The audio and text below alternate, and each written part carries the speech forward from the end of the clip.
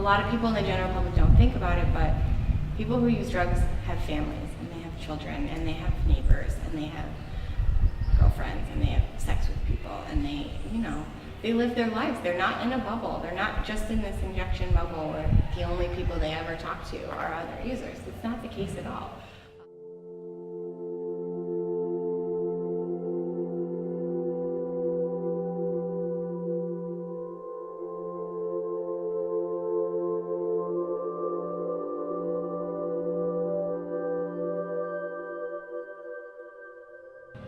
My name is Melissa Welch-Lazaretz. I am the project director for the Injection Risk Networks project in rural Puerto Rico.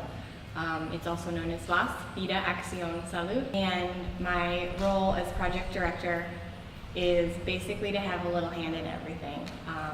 I handle all of the background of the project, getting the account set up, getting everything approved through the Institutional Review Board, getting all of the university things done, hiring people through the university, getting a rental car, getting a lease, all that stuff to be able to set up the project so that the interviewers can do the work. One of the big pieces of information that we found out when we started writing this grant is that the HIV infection rate, so for the Puerto Rico itself as the island, is number 5 in the United States and territories of HIV infection prevalence. And San Juan is the only city in Puerto Rico, and San Juan is number 20 in HIV infection. So that means that there's a huge disparity here of the infections are coming from rural areas. It's not coming from San Juan.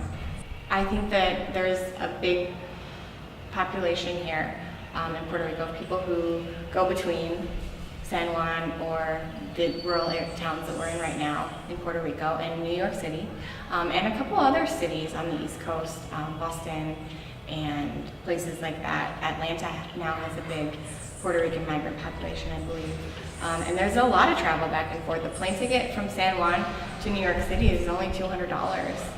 It's really affordable, and a lot of people have ties in both places. They have family and friends in New York, and they have family and friends here.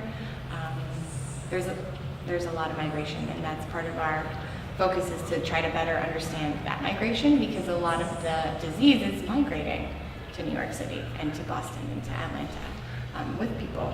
So what we want to do is reduce this risk, and we want to improve the health of the island and of injectors. In setting up the project this week and in the past few months, it's been tough, and it's tough to come here to this school and sit next to dirty needles and know that this is where someone has to come to make their life worth living.